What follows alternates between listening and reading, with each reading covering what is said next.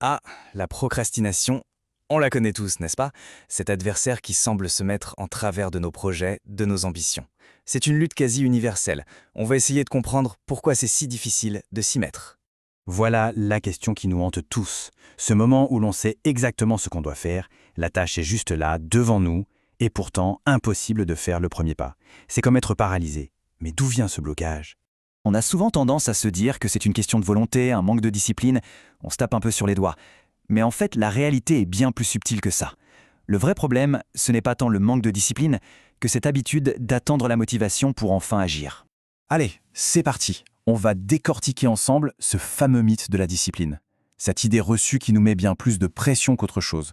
On les a tous entendus, ces conseils. Allez, sois plus discipliné, le fameux just do it, ou même essaye les douches froides pour te forger le caractère. Franchement, ces injonctions sont souvent inutiles. Elles ne font qu'ignorer la véritable racine du problème. Et voilà, on y est. Le cœur du sujet, c'est ça. On est tombé dans un piège psychologique. On attend de ressentir l'envie. On attend cette étincelle magique, cette vague de motivation qui nous porterait sans effort. Sauf que cette vague, bien souvent, elle ne vient jamais. Mais alors, comment est-ce qu'on finit par faire les choses? Eh bien, paradoxalement, la procrastination a son propre système de motivation. Un système très efficace, mais incroyablement stressant. Le mécanisme est presque mathématique. Quand l'échéance est loin, la motivation est au plus bas, on est tranquille. Mais plus la date fatidique approche, plus la panique monte. Et, comme par magie, la motivation explose. C'est l'adrénaline de la dernière minute qui prend le contrôle. Finalement, cette pression de la deadline devient une force quasi irrésistible.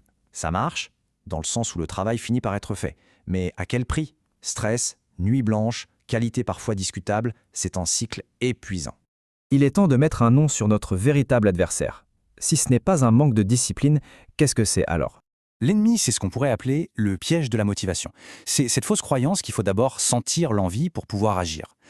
Alors qu'en réalité, c'est tout l'inverse. C'est l'action, même toute petite, qui vient en premier et qui, ensuite, va créer la motivation. D'accord, mais comment on fait pour s'échapper de ce piège? Il existe une solution. Une solution d'une simplicité désarmante, mais qui peut tout changer. C'est la règle de la minute. Le principe est tout bête. D'abord, on choisit une tâche minuscule, presque ridicule. Ensuite, on s'engage à travailler dessus pendant une seule et unique minute, pas plus. Après cette minute, on s'arrête et on observe. Le but, ce n'est pas de terminer quoi que ce soit, c'est juste de commencer. Et quand on dit micro-tâche, c'est vraiment micro.